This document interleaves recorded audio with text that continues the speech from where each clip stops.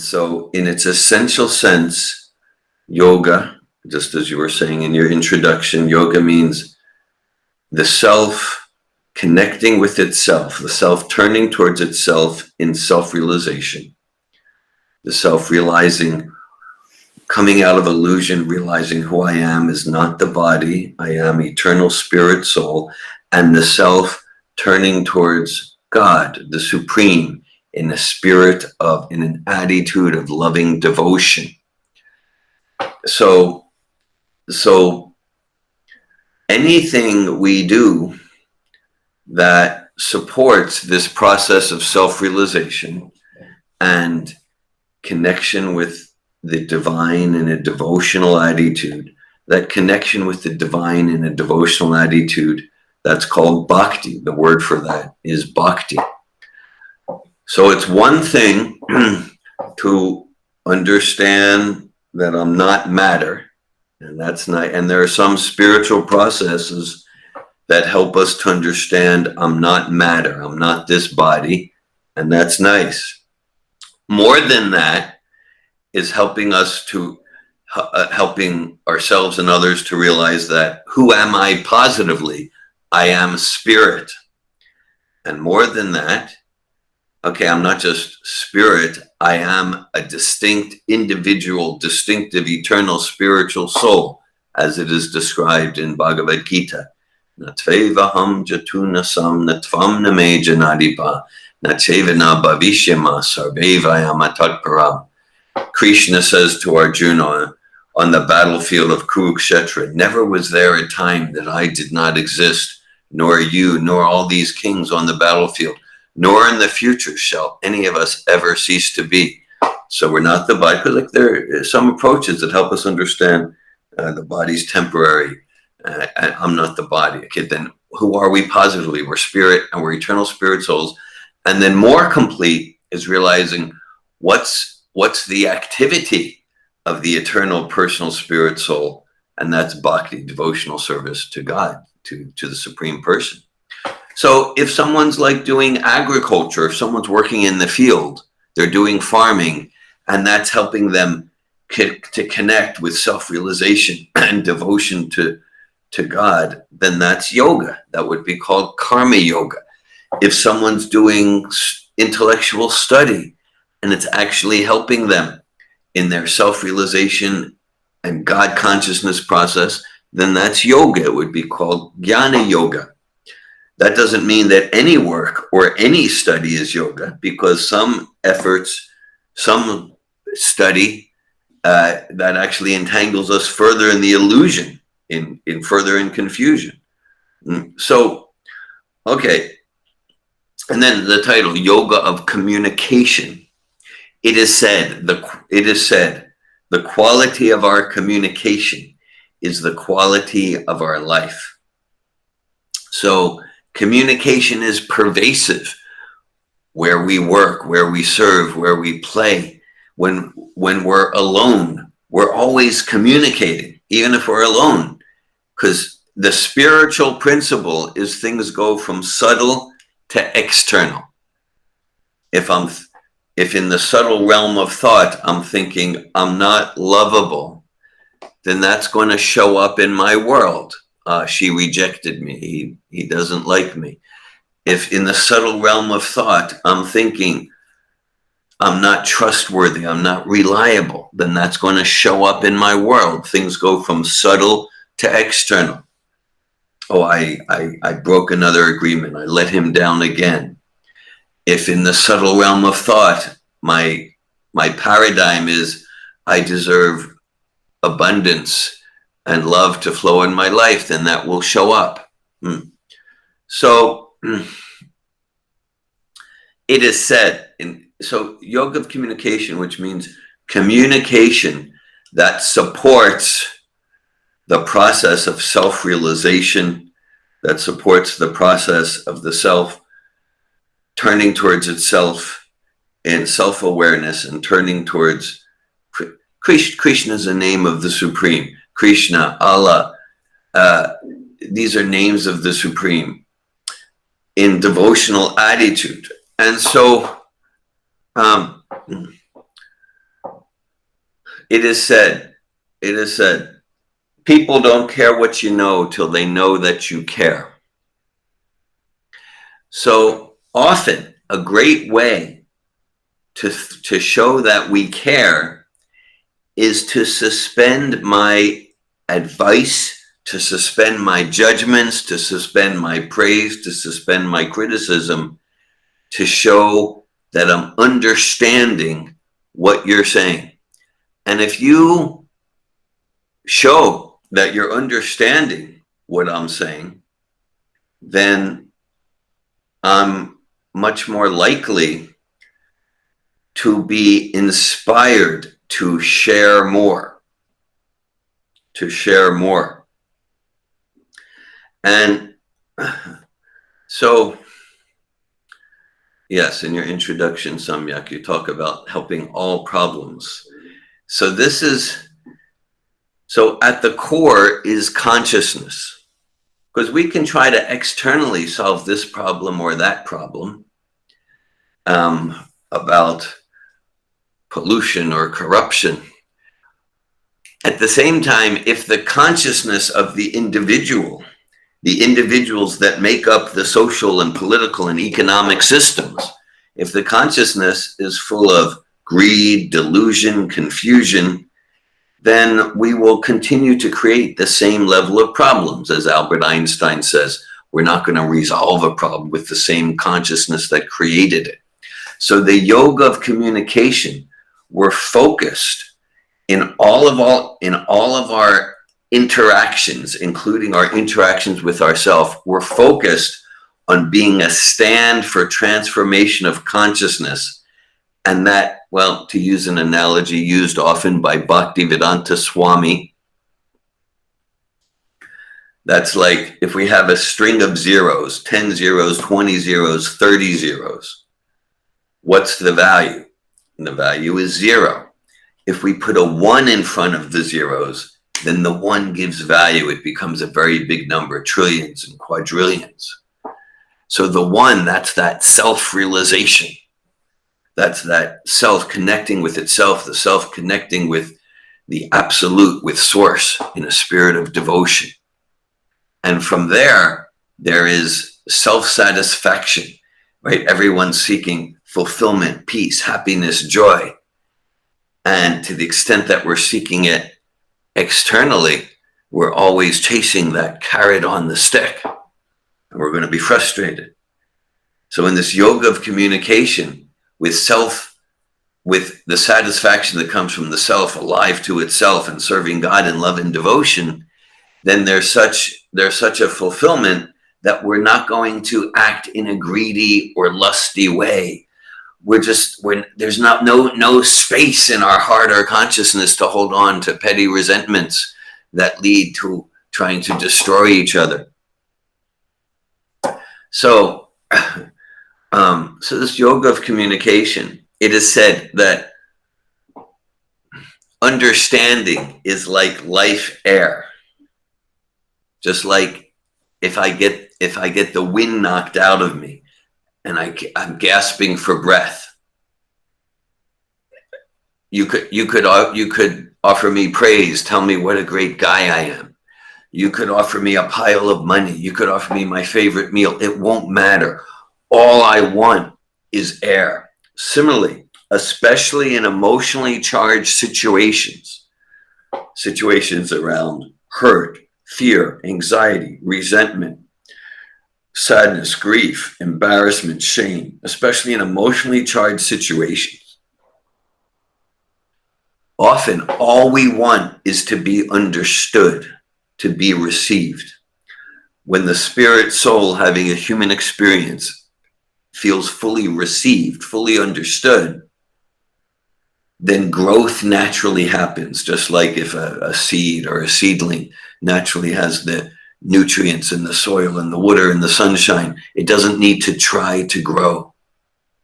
And so to provide understanding, and then we use this term, roadblocks to effective listening, roadblocks to effective communication. examples of potential roadblocks are to give advice prematurely, to praise, to argue.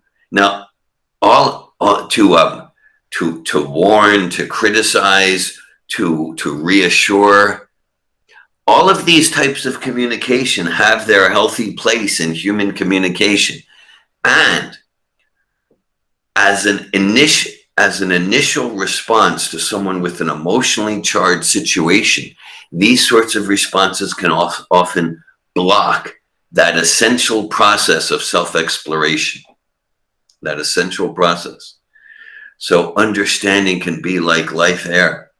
It is, well, it's described. There's ethos, pathos, and logos. So ethos means our character. Ethos means our character. Am I a person who does what I say I'm going to do? Am I a person of principle? Am I a person of character? Am I a person of ethics? And then pathos means my capacity to enter your world and see your world from your perspective. Understanding your world from your perspective, it doesn't mean that I necessarily agree. It means I understand you're feeling humiliated because she made a joke at your expense. I understand you're feeling defeated and depressed and you want to give up. I'm seeing your world from your perspective. And so ethos, pathos, logos, it is that people don't care what you know till they know that you care. And so if my sense of someone is that they have a very weak character and they're not interested to deeply understand me, then I'm probably not going to be too interested in in their logos, their argument, in their point of view, what they have to say. I'm going to be more open to hear your logos, your point of view, if I'm moved and I'm inspired by your ethos, your character, your principles, and your capacity to suspend your judgments and enter my world and deeply understand me. And it is George Bernard Shaw said, the single greatest difficulty with communication is the illusion that it has taken place. So that indicates that oftentimes someone, someone's speaking and I'm assuming that I know what they're saying, that I understand what they're saying, and based on that, I'll give advice, or I'll warn them, or I'll praise them, I'll criticize them. But that often leads to a whole sort of festival of misery in relationships, because I didn't take time to actually check out, am I understanding you correctly? Am I understanding you correctly that you're really angry with your mother because of the way she treats your brother? Now, if I check out what you're saying, then you might say, no, actually, no, I didn't say I'm really angry with my mother. I'm just a little disappointed. Okay, so in this process of checking, let's say, because like communication, it's a process of a speaker sending a message and encoding it in some way, and then the receiver receives the message and decodes it. Most of communication breakdown is a breakdown in the encoding and the decoding. So in this empathic communication, the yoga of communication, I'm checking out my decoding. And that way it's an enlightening process for everyone involved. In some circles, a conversation is described as a verbal competition where who's ever catching their breath is called the listener. So the yoga of communication is a different culture, a different paradigm. It's not who's ever catching their breath is called the listener. That's the culture of simultaneous dual monologues. So in the yoga of communication, I'm committed that I'm not going to express what I want to say until you've confirmed that you feel 100% understood in what you said. And then on the basis of that 100% understanding, then I express, and you enter my world and show understanding. That's real communication. They've done studies in like labor management negotiations, where there's conflict between labor and management. And in these studies, they would set the structure, the rules, where one party could not say what they wanted to say until they showed understanding of what the other party said. And in this research, the conflicts between labor and management were solved twice as quick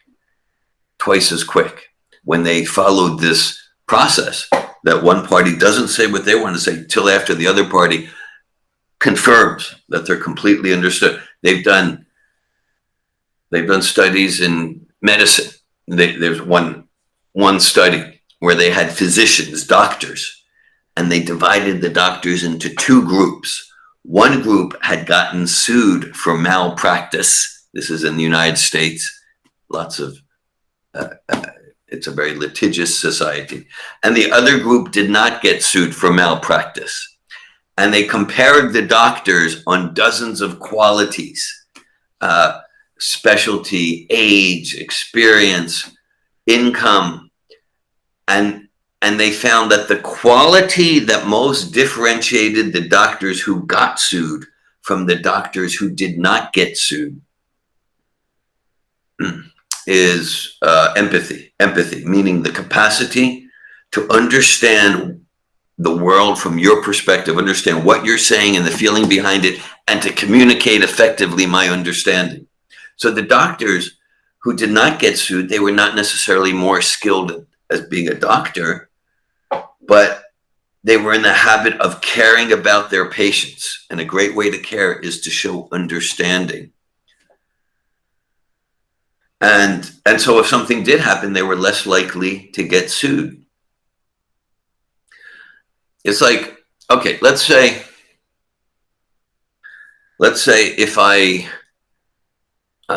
if you go to the optometrist's office, you're visiting an eye doctor because there's some problem with your vision, okay? And so the optometrist, the eye doctor, he says, oh, there's a problem with your vision? Here, take my glasses. So then I put on the eye doctor's glass and I go, oh, this is even worse. This is even worse. And the eye doctor says, you say this, you are so ungrateful. You're so ungrateful. I gave you my very own glasses and you say it's even worse. So the analogy there is oftentimes, especially when someone has an emotionally charged situation, we want to give them our glasses. We want to give them our glasses through giving my advice, sharing my personal story. And of course, there's a place for all that. But as an initial response to someone with an emotionally charged situation, those responses become roadblocks. So in other words, like, here's my world. It works for me, or at least I pretend it does. Rather than the yoga of communication, I'm dedicated. First of all, I'm trusting that I am not the expert in your life. You are the expert in your life. Yoga of communication means I'm cultivating expertise in facilitating you to connect with the highest guidance within, to connect with your inner expertise, to connect with super soul, super consciousness. I'm not the expert in your life. I'm cultivating mastery to support, facilitate, coach you to connect with your highest guidance within. And that's yoga of communication. So in yoga of communication, we're supporting each other to look at the lenses through which we're looking at life, to see, because we all look through life through different filters according to our conditioning from this life, from many lives. So look at the lenses through which you look at life. And to see like, oh yeah, here's a lens, here's a paradigm, here's a set of assumptions. I got that from my mother. I got that from my father. I got that from school. And that worked for me maybe when I was a teenager, but it doesn't work now. So we're raising sattvic consciousness. Sattva means to expand the range of choice, that I'm not just an automaton. I'm not just an automaton reacting according to yantra rudani mayaya, according to material conditioning. So we focus so far on the yoga of communication, on the listening part of communication. Of course, there's also the expression part, and I'm not sure if we'll go there today. Paul Tillich, the Christian philosopher, said, the first duty of love is to listen. The first duty of love is to listen. So we started there. And maybe today we'll also mention about the expression part of the yoga of communication. Essentially, the expression, sattvic yogic communication means what I communicate is true and it's beneficial. Not just like, here's the truth, but I'm committed to communicate the truth in a way that's truly beneficial. So much of the yoga of communication is about making distinctions about what sorts of sound vibrations support self-realization and love of God, and what sort of sound vibrations interfere, block that process of self-exploration. So just like practically everyone in the world is familiar with the term yoga, practically everyone these days is familiar with the term mantra, as some of you are aware. That's why so mantra is the yoga of sound vibration. We call it mantra yoga. And so just there are some, so a true mantra, like the English word mind comes from the Sanskrit mana. Tra means to liberate, to free, to deliver. So a true mantra is actually composed of names of the divine. That is composed, that the vibration is what's called Shuddha Sattva. Just like Sattva is there's three modes of nature: tamas, rajas, tamas, the mode of inertia; rajas, the mode of dynamism or activity; and sattva, the mode of enlightenment. So material sattva reveals something that was clouded. Maybe I was deceiving myself or deceiving others, and so that gets revealed. And then a true mantra is in Shuddha Sattva. That's spiritual sattva. Spiritual sattva, it's not just material sattva without the rajas and tamas. It's an entity unto itself. And the principle, though, is the same. And so like in Shuddha Sattva, then the soul gets revelation about spiritual truths. And these revelations, they're not based on uncovering the modes of nature. They're based on the soul fully in transcendental consciousness and getting more and more revelation about the name, form, pastimes, activities of the supreme eternal person. So it's described in the ancient Vedas, iti shodasha kam nam nam kalikamashanashanam Hare Krishna, Krishna Krishna, Hare Hare, Hare Rama, Rama Rama, Hare Hare. This is an important aspect of the yoga of communication. And what that verse from the Upanishad states is that particularly in this age called Kali Yuga, to support true yoga, again, true yoga, it's not intrinsically about fitness or muscle tone or losing weight or even peace of mind. Those are all byproducts, good health and good mental health. But the essence of yoga is self-realization and the self moving towards source in a spirit of devotion. And so the most powerful process for achieving that in the yoga of sound vibration is chanting genuine mantra. And it's described in this age. Other processes are not so feasible.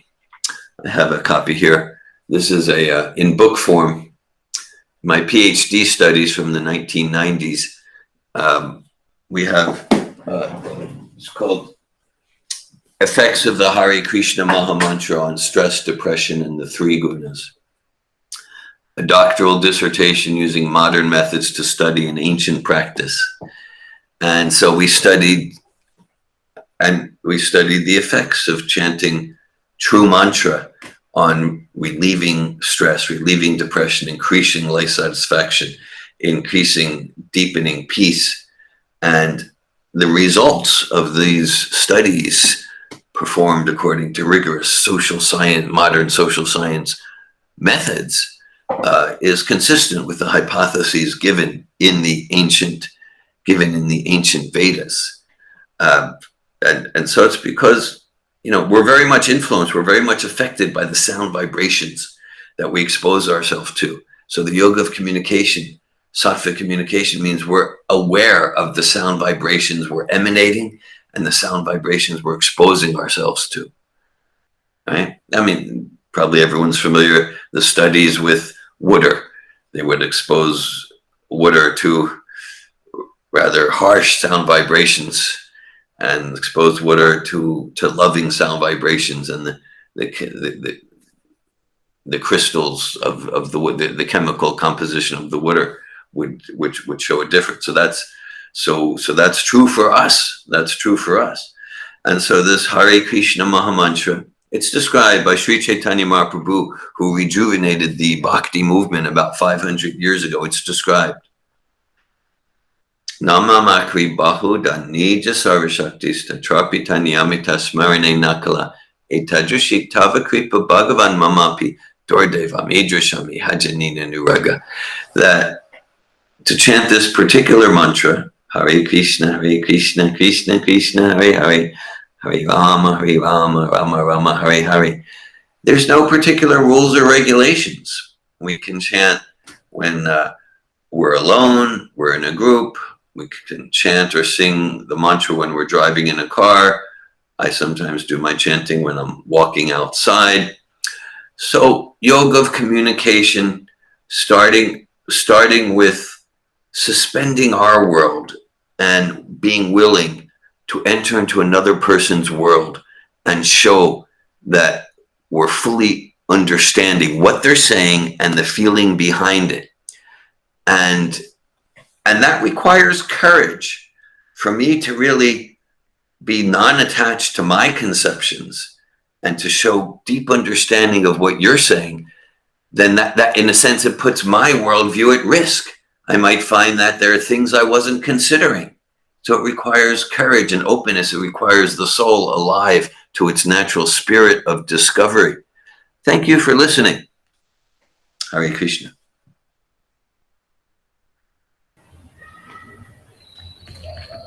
Thank you so much for explaining today's topic in a easy and a swift manner. Now, if anyone from the audience has any question, can put forward to our speaker.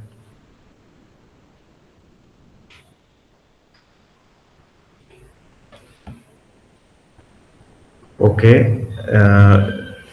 Now I have prepared some questions for our session. Can I put it forward to you? Yes. First and very interesting and I was willing to know about the vision and idea behind the Sattvato Institute. So kindly brief introduction about your good initiative so people or our listeners can easily get benefit from the vision and idea behind the Sattvato Institute. Okay, thank you. Okay, our statement of purpose, Sattvato Institute, is spiritually based, personal and group transformation through empowered communication, courageous introspection, and purposeful action. That's our statement of purpose. And so essentially our purpose and mission is to share and cultivate the yoga of communication. And so, okay, so sattva from the ancient Sanskrit means enlightenment, and tov means the same thing in the biblical Hebrew. Tov, like the word mazel tov, good luck. So tov means goodness, enlightenment, self-realization, God consciousness. So we're endeavoring to share enlightenment, God consciousness, the yoga of communication, to make the world a better place, and we're integrating these ancient wisdom traditions, sattva and tov, integrating these ancient wisdom traditions to bring transformation of consciousness. Again, to use another analogy, yatat tarur mulani sheitchanena, which means like to water the root of a tree. So we're really focusing on cleansing the heart, transformation of consciousness, self-realization. It's like if we water the root of the tree, all the branches, twigs, and leaves automatically get nourished and nurtured. Where if we try to water some separate branch and leaf, that's not the process. It doesn't get nurtured. So it means like we water the root of the tree, then all species, all genders, all nationalities, all political parties, everyone gets fed through. So transformation of consciousness, yoga of communication, through empowered communication, courageous introspection, and purposeful action. And we do this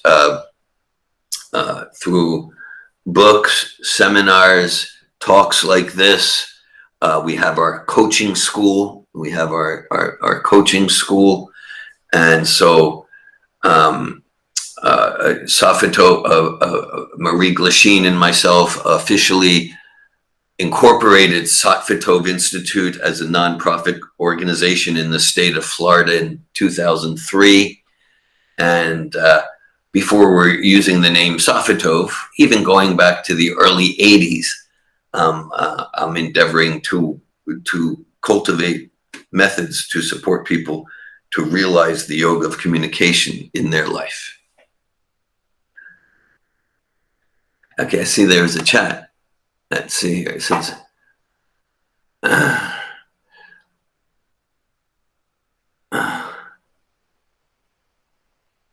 okay.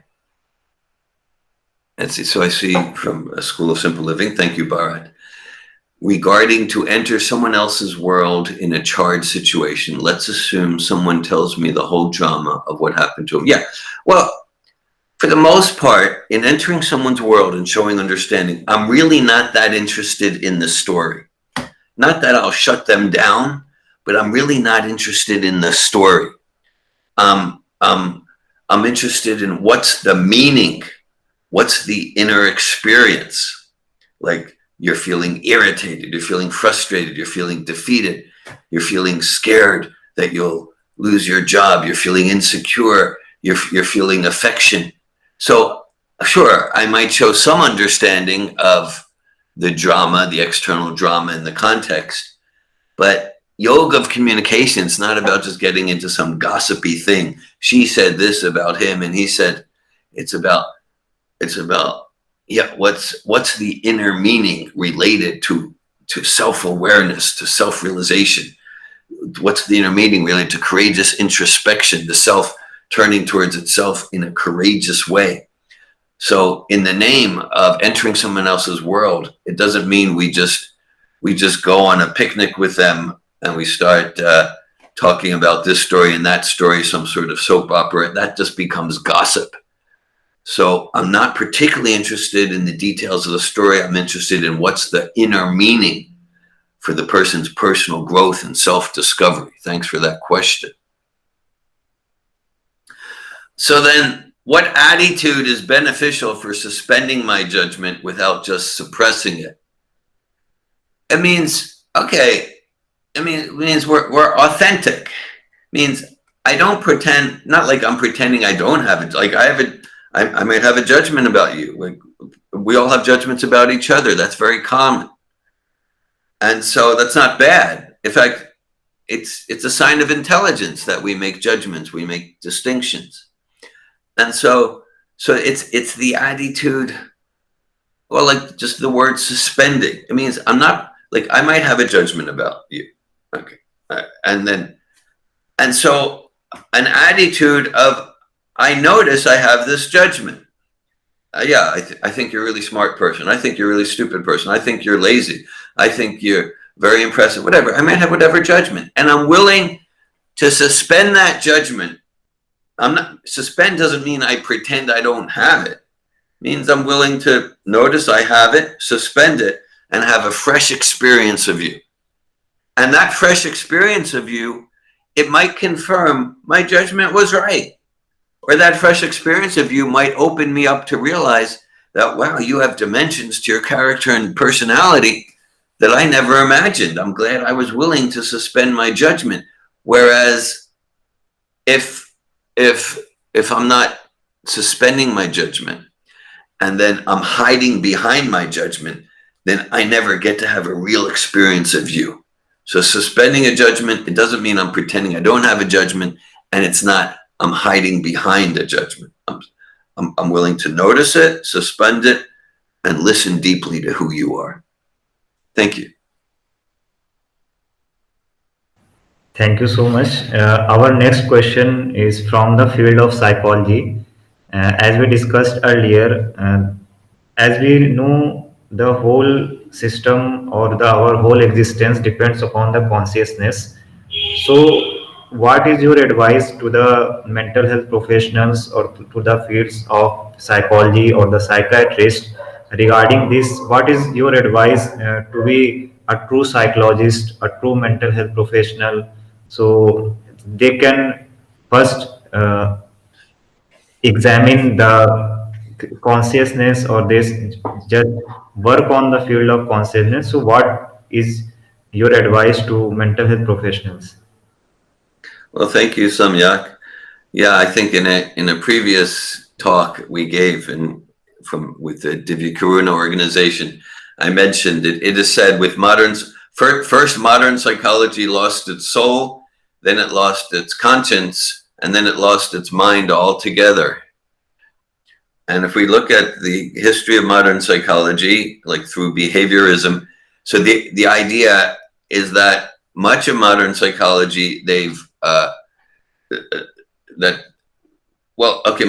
my first advice is to understand that the person is consciousness, that the person is conscious, and we are made of consciousness and we are conscious, just like a ray of light is light. It's made of light and it's illuminating.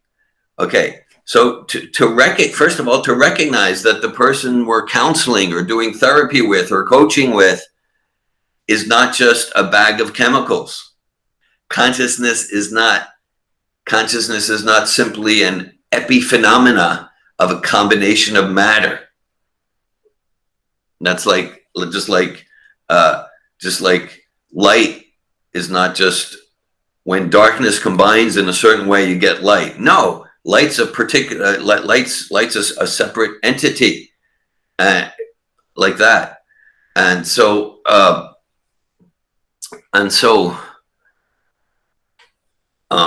understand that the person is consciousness, the person is not just bones, flesh, dead matter, and so it's important for those conducting therapy or mental health research, conducting coaching, counseling, psychotherapy, for themselves, for ourselves, I include myself in that, to cultivate a process that's effective in realizing who we are and who our clients are as conscious beings. Otherwise, yasyat mabudi kunape tridatuke. Otherwise, if we're just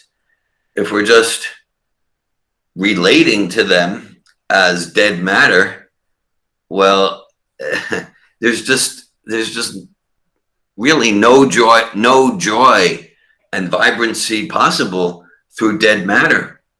So it requires not just intellectually, but to practice some process, some sadhana, that we're realizing that the living being, as Teilhard de Chardin said, we're not human beings having a spiritual experience. We're spiritual beings having a human experience.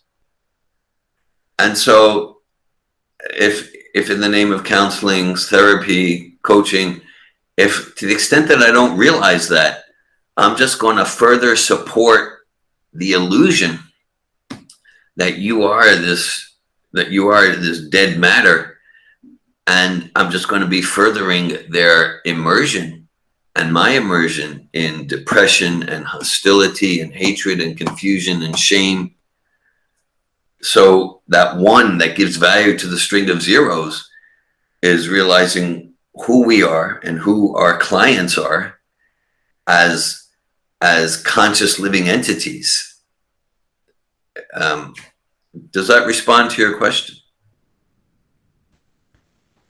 Yes, it is very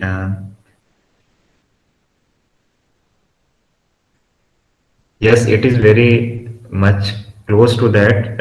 Adding with this question, I had another. There is a on the material level, there is a basic confusion between the mind, the consciousness, and the self. As you mentioned, we are not human beings. We are the divine, having the experience of human beings. So, with regarding all these, I want to put all these things in a single question: how we can tell people at our level or at your experience the difference between the mind and the consciousness or the soul or the atma, or overall we can say how a person can realize the true self, how he can experience or remain in that experience, as you mentioned, the divine experience or the vida atmat sarvbhuteshu. So all this, how a person can attain a true self, and how he can judge that this is our mind, this is our consciousness, or this is me, actually me. So kindly provide a light on this.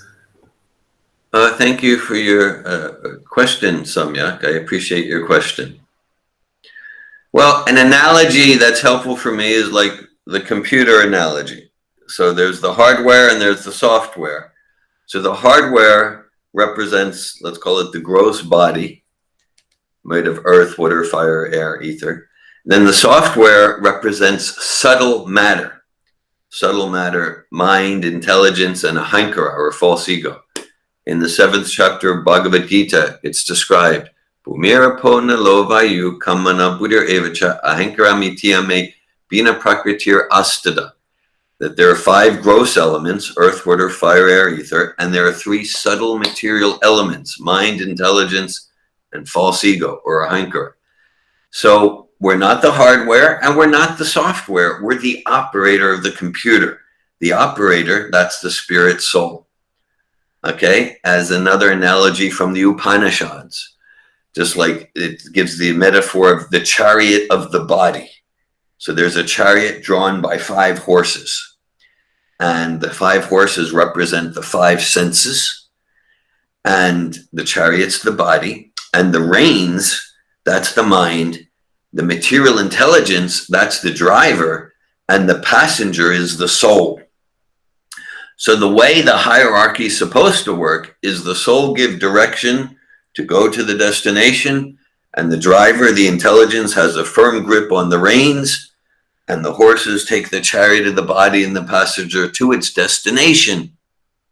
Now, the way it happens in material life, when we're in illusion about who we are, when we don't realize we're eternal spiritual beings, servants of the Supreme, then the senses are wild, and one horse wants to go there, one horse wants to go there, just like the ear wants to hear this, the eye wants to see this, the hands wants to touch that. And then the mind is flapping wildly. Bandort matmanasta shayane manachita anatmanastu satrudve vartetat me visatruvat. What that says is the mind can be our best friend or our worst enemy. And when we use the mind in the yoga of communication, it's our best friend. And when we're disconnected with the genuine process of yoga or self-realization, the mind is flapping wildly, and we're tormented by our mind. We're tortured by our mind. And then for the passenger, the horse is going here and there, the mind, the reins flapping wildly. It's a very terrifying situation. This whole chariot might go off a cliff, or into a ditch. So, okay, so in order to control the mind, not suppress, but to control the mind, to actually realize who we are is not the software, not the hardware, the operator of the computer, then, okay, so it's one thing to have some intellectual, philosophical realization, and that's nice. That's a distinctive opportunity in the human form of life. Spiritual beings in other forms like dogs, cats, trees, squirrels, they don't have enough of a developed subtle body to ask these questions. Then to get actual realization of who we are as the operator of the computer, that requires disciplining ourselves to practice an authorized process of self-realization. I used the term earlier, like sadhana. Like myself, I chant Hare Krishna Maha mantra at least 2 hours per day, sometimes more. I generally spend 4 or 5 hours per day in practice to support me to realize who I am as joyful, blissful spirit soul, servant of the Supreme. And so just like if we want to become a master in physics, or a master in playing piano, or a master in tennis, it means we practice. It means we practice. We don't, if we want to make millions of dollars, we want our business to be really successful, it means we practice, we discipline ourselves. We don't just party every night or do whatever our mind and senses want. And so similarly, for that most supreme science of self-realization, God consciousness, so I practice a sadhana in the line of bhakti yoga, and I've been practicing for about 40 years. I'm not all that like serious about my practice, but I practiced enough to say that, yeah, each year of my life, I have increasing realization of who I am as not the mind, not the material body, not the material mind, as the operator of the computer, and that's very freeing. That's very joyful. So there's a whole science of this practice. It's described Achahara Prayasascha Prajaponya Magraha. That's from the book The Nectar of Instruction by Srila Rupa Goswami. He describes certain ways of being, certain items that are favorable and certain qualities that are unfavorable, like prajalpo means gossip. Gossip, then that's the opposite of yoga of communication. So that's not helpful if we want to realize who we are as the operator of the computer. Or something like, it requires a peaceful interior state to really live a contemplative life and realize these distinctions between gross matter, subtle matter, the mind, and spirit, and supreme spirit. It requires a peaceful inner state. So even if we just look at the food we eat, we all eat food. So if we're eating food, that's the result of gross violence, resulting in animals being tortured and screaming just because some bumps on our tongue say that they want the taste of blood and flesh. Well, if we eat the result of gross violence, obviously that's not going to help us to experience a peaceful inner state. So this yoga of communication, it's not just 15 minutes a day. It's a whole way of life. Of course, even if we just do 1 minute a day chanting genuine mantra, Hare Krishna, that's for our eternal benefit. And if we want to like seriously make progress, then Yukta Hare Viharasya, Yukta Chestasya Karmasu, Yukta Swapna Babodasya, Yogo Bhavati Dukkha. So Krishna says in Bhagavad Gita, in this process, one needs to be balanced, regulated in eating, sleeping, recreation, work. So it's a whole science that governs all aspects of our life to the extent that we want to give ourselves to the process of realizing who we are. Thank you so much. You have described very well how, as we know, the human birth is very precious. Without great deeds, we got the body of human being. And as mentioned in Bhagavad Gita, also that man ev manushyanam karan bandhan mokshayo. So our mind is a key for our freedom and for our bondage. So you mentioned very well. I was try to ask, but you have answered already, that a person who wants to just beginning of sadhana, beginning of controlling the mind, and you have also mentioned very good and intelligent point that we have to control our mind, not suppress it. We have to provide its a direction towards the Yes. sadhana.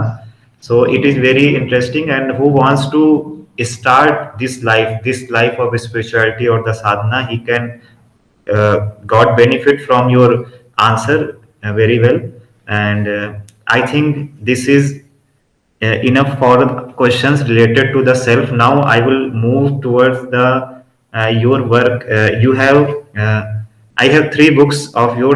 The first is The Power of Bhakti, Ancient Spiritual Science for Modern Distracted. Second one is Effects of Hare Krishna Mahamantra on State Depression. And the third one is Relationship That Work, The Power of Conscious Living. It is right? Correct. Yes. So I want to give a very short, a brief introduction about the books and what is the matter in it, and how a person who wants to read it or who wants to get from there, he or she can get it. Okay. Thank you. Thank you, Samyak. Okay. So relationships that work, the power of conscious living. Yes, this really is a manual, a conceptual, philosophical, and practical manual for the yoga of communication. And it gives practical exercises as well as the conceptual basis for what sort of communication, both the listening part of communication and the expression part of communication. What sort of communication blocks self-realization and God realization, and what sort of communication supports meaningful connection between people, where they're really helping each other, really supporting each other in a lovingly challenging way to see where we're being deceptive, supporting each other in meaningful interpersonal communication that supports the ultimate goal of life, self-realization. And so it's well, many people read this book and they say they feel like they got 10 years of therapy by reading the book and doing the exercises. And many of the Sattva seminars are based on relationships that work, the power of conscious living. The power of bhakti describes the power of bhakti, ancient spiritual science for the modern distracted mind, describes the philosophy and sadhana of the yoga of communication.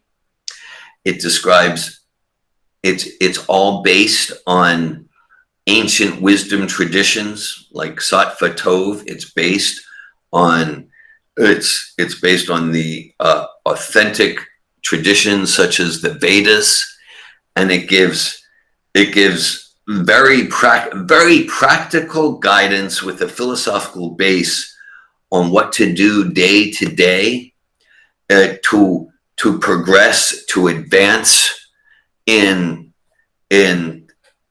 our self-realization, in practically realizing who we are. Much of Power Bhakti, it's transcribed lectures, some similar in some ways to this talk, and it involved in a lot of questions and responses with people who are eager to become more and more expert, to make distinctions in their lives about what's going to support me and what's going to not support me.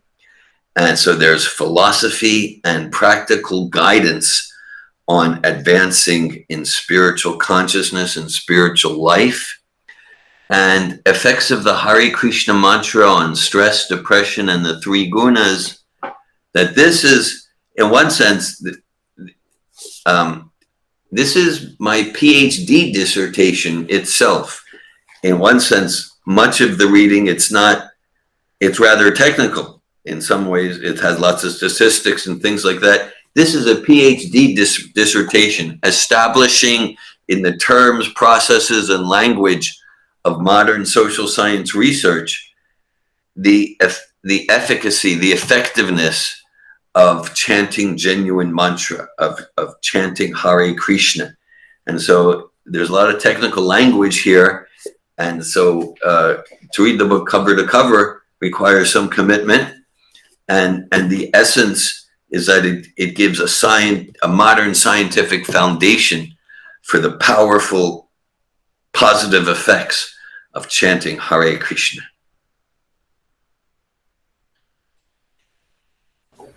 Thank you so much for providing a brief intro about your amazing, unique, and books for the humanity. We have noticed that the society is too much depends on their children or the progress or their environment of the children. As we know, the observational learning is very great influence that children of any society. So you have also started in 1998 the Association for the Protection of Children. So I want to know that protection of a children has two ways. The first is just providing the material help to them, but I want to know from the point of view that if we provide the spiritual help, or we can say help for the growing of their self, for developing the coping skills for their further life.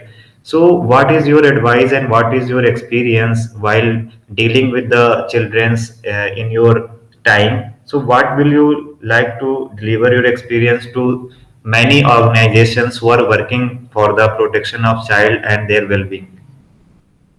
Okay, thank you, Samyak. Of course, there's physical protection, and parents and teachers are responsible for physical protection, that the children are not neglected or abused in any way. So there's physical protection. And then I'm going to say that, okay, like really, protection comes through knowledge.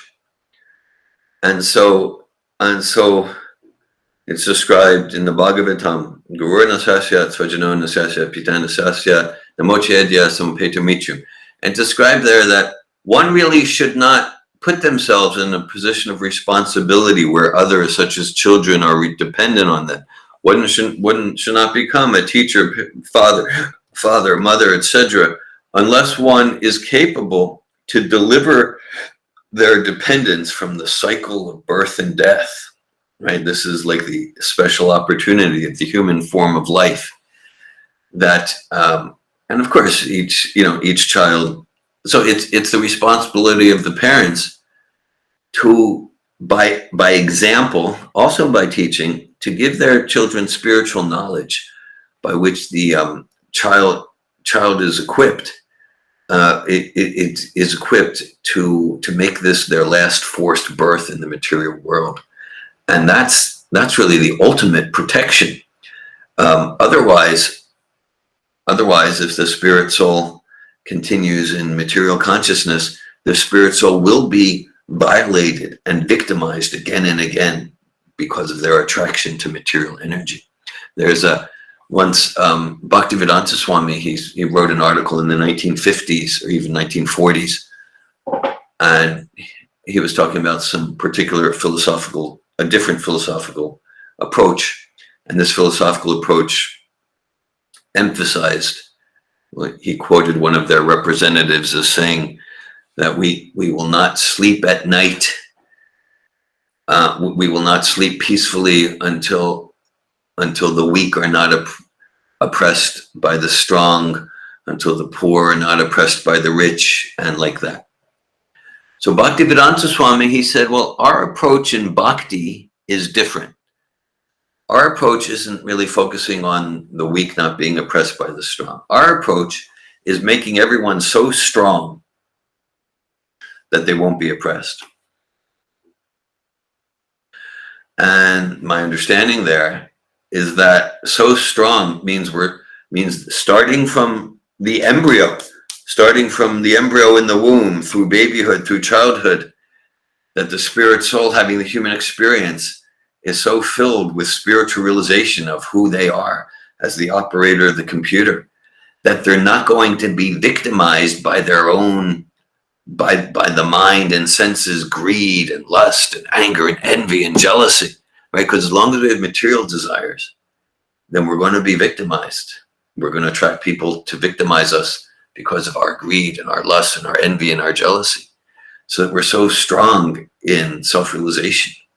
So that's responsibility of parents, teachers, all sorts of caretakers of children. So yeah, so especially by example. Albert Schweitzer, he said there are three principles in raising children. 1, example. 2, example. And 3, example. So he really emphasized the Acharya principle, one who teaches by example. And so if the child sees that mom and dad and the teachers, wow, they're really committed to a life of self-realization, a life of simple living and high thinking. They're really committed to a God-conscious life, not in a hypocritical way, but in their habits and their practices. They're really committed to honest communication.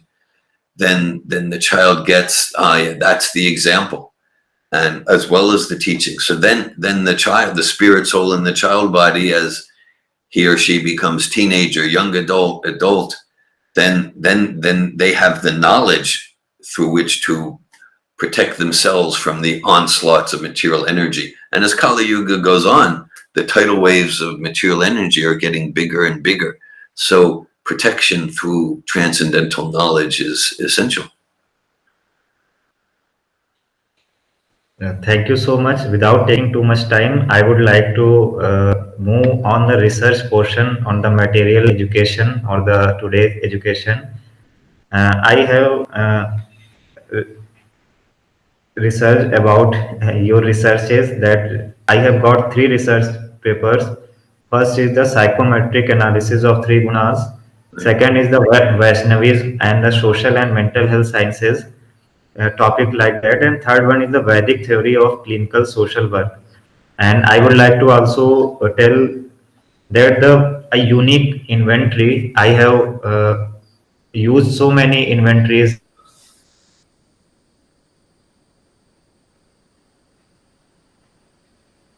I'm not hearing you, Samyak. I'm not hearing you right now. No, I'm not hearing you. Now it's okay. Okay. Yeah, I lost you for a few seconds. Yeah. Okay, no problem. I was telling that a unique inventory developed by you, Vedic personality inventory. I have used so many inventories at my career level, at my university level, while pursuing clinical psychology. And so many psychologists, mental health professionals, the Vedic personality inventory is unique, and I can say it is a higher level of consciousness than all other inventories. So I want to conclude remark on the researches you have done, published in papers along with Vedic personality inventory and. Thank you. Are you hearing me, Samyak? Because you're back. Good. Yeah, thank you. I appreciate your question. Yeah, so the Vedic personality inventory, yeah, back in the mid 1990s, starting 1996, my conception, and I appreciate your question because it's a natural follow-up to everything we've been discussing so far. My conception was to establish an empirical basis for happiness, an empirical basis for inner peace, for fulfillment, for security, for empowerment, for purposeful living, for vitality, for loving feelings, an empirical basis for all the experiences that everyone's seeking. And so my reference was the ancient Vedas, and the ancient Vedas describe a psychology based on the 3 gunas, or the 3 modes of material nature. And so there's tamas, we mentioned that mode of inertia, rajas, mode of dynamism, activity, and sattva, mode of enlightenment. And so the Vedas assert, you might say the Vedic hypothesis is that to the extent that we, spiritual beings having a human experience, to the extent that we cultivate and develop sattvic habits and worldviews, that will correlate positively with all those experiences everyone's looking for. connection, empowerment, love, security, fulfillment. And so we did rigorous psychometric research to develop a personality inventory based on ancient Vedic psychology, especially from chapters 14, 17, and 18 of Bhagavad Gita. And a personality inventory, just like the MMPI or the MBTI, and the research, the statistics, provide strong evidence to confirm the Vedic assertions. So it's really it's an empirical scientific basis for happiness that we study, we understand what are sattvic habits in all areas of life: eating, sleeping, work, communication. What are sattvic habits? What are sattvic worldviews? We cultivate them. There's sattvic charity, sattvic austerity, and then we'll be happier.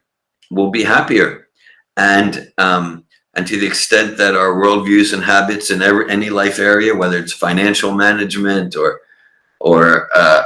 communication or sexual relations, if our habits are in the modes of tamas or rajas, we're probably going to do more harm than good to others and ourselves.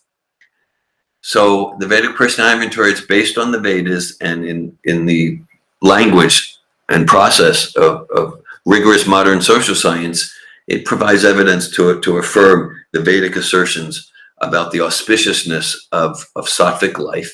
And the different papers you mentioned, and I appreciate that you mentioned them. Yes, Vaishnavism and the modern the different paradigms. It's kind of based. It provides philosophical foundation and practical applications of the guna, Vedic personality inventory research, and the Maha mantra research, and it goes into some detail as this, let's call it the Vedic approach to social work, watering the root of the tree, and to social science, how that relates to other paradigms of sociology and social science, paradigms like functional, structural, subjective, radical humanist, things like that. Thank you so much, sir. I am seeing that time is going on, but at last I want only ask two questions more, if you provide permission. Thank you so much. And I would wish to Lord Krishna, the Supreme Consciousness, that the inventories like Vedic personality inventory should be introduced in every university of the world, so people can understand about the true personality and how to assess it.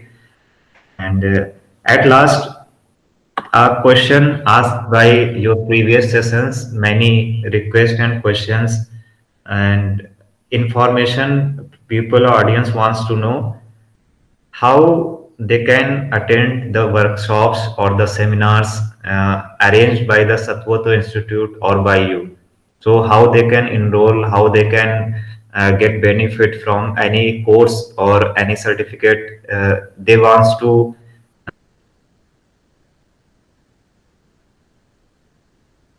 initiative. So how they can go for it. Okay, so well, they can write to me personally at my email address, and they can visit. Hello.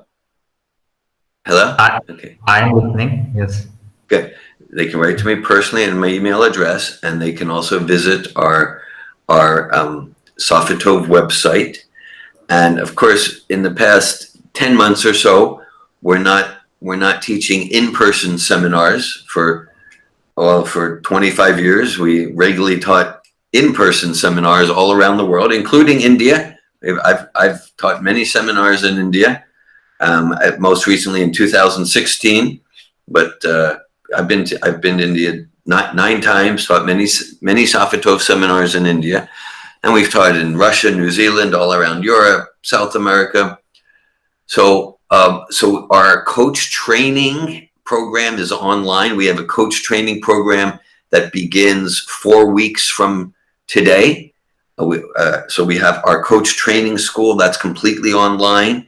course, there's our book. So they can write to me personally to my email address. Should I write that here?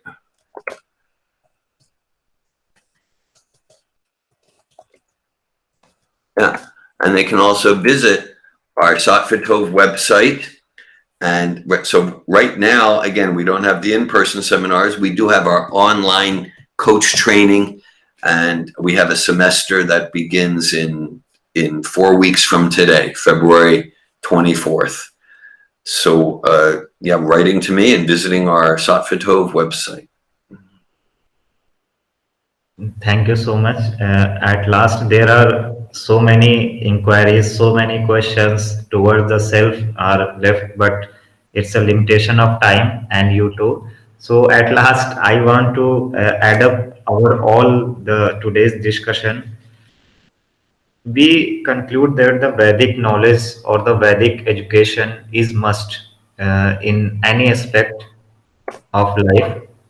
So what is your point of view about the Vedic science or the Vedic education should be implemented in the schools for the children? How we can implement the Vedic knowledge or the spiritual science as a system of education? Oh, thank you. First of all, I share your wish and hope about the Vedic personality inventory. I appreciate very much what you shared about it and what your wish about universities. And so as far as education at all levels, that requires, well, it's important because Veda means knowledge, and Veda contains knowledge about all areas of human endeavor, from economics to politics to art to science to dance to astronomy. And so it requires realization about how to present this timeless wisdom. It's this non-sectarian, universal, timeless wisdom in a way that connects and relates to people today, right? So it's not just, we can't just like take something from the ancient Vedas and try to just slap it on to the 21st century. The wisdom is timeless, and it requires spiritual intelligence, how to apply it and teach it according to time, place, and circumstance. And like I find, like the teachings of Bhaktivedanta Swami are expert in doing that, taking this timeless wisdom from the Vedas in all areas and giving it to us in a way that connects with our particular time, place, circumstance, person, group. And so I found that to get realization of how to do that, and in one sense, just this whole talk is about my attempt to do that, my attempt to give timeless wisdom in a way that can, because like people are interested in communication and personal growth. So much of the efforts of Sattva Tov Institute is to demonstrate experientially and intellectually that everything from the timeless Veda culture not just can be used in like communication training, leadership training, personal transformation, but everything that's valid in these fields finds its completion, perfection, and source and origin in this timeless wisdom of the Vedas. And in a very and so to get how to realize and present these eternal principles in an effective way, that requires that, like, that we're doing daily sadhana, that we're really connected with our own highest guidance within. We're connected with Super Soul to get realization of how to educate others in the Vedas, to connect with them empathically, yoga of communication, to connect with them empathically. People don't care what you know till they know that you care, so that people feel understood, and then they're open to receive this eternal wisdom. So it requires expertise in empathy, understanding where people are at, and it requires our own super soul connection to get transcendental realization of how to present things so that it'll have an impact.